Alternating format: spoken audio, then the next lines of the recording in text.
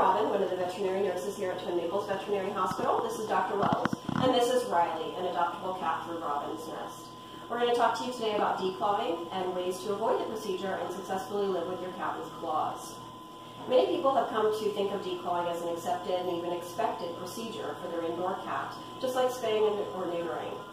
But it can have complications, such as infection and nerve trauma. And those complications can be exacerbated by the weight of your cat and as they age. The American Association of Feline Practitioners strongly opposes the procedure. Scratching is a natural instinct for your cat.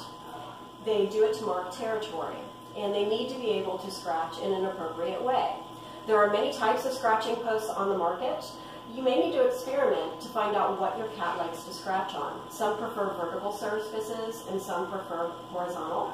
There's all types of surfaces like carpet and cardboard and rope.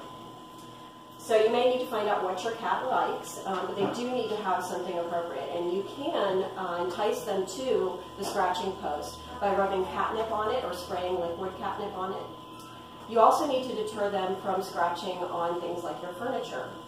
You can do this with double-sided tape or foil on your your couch so that they don't like that surface and will not scratch. If you see them scratching on something they shouldn't, you can pick them up and take them to the scratching post and give them attention or a treat while they're by it.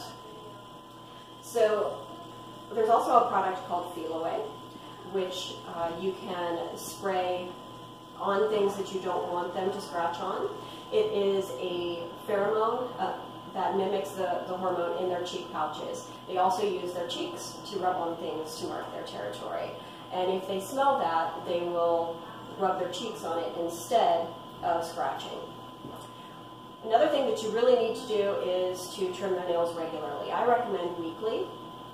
That way their nails are kept short enough that even if they scratch on the couch, they're not going to do as much damage. And we're going to show you on Riley today how to trim your cat's nails. Cats have retractable nails, so you press down on their toe to extend the nail out, and you can easily see on cats where to trim, just past the pink, which is the blood vessel, just where it starts to curve down. And I recommend getting your cat started on this as young as possible so that they think of it as not a big deal at all.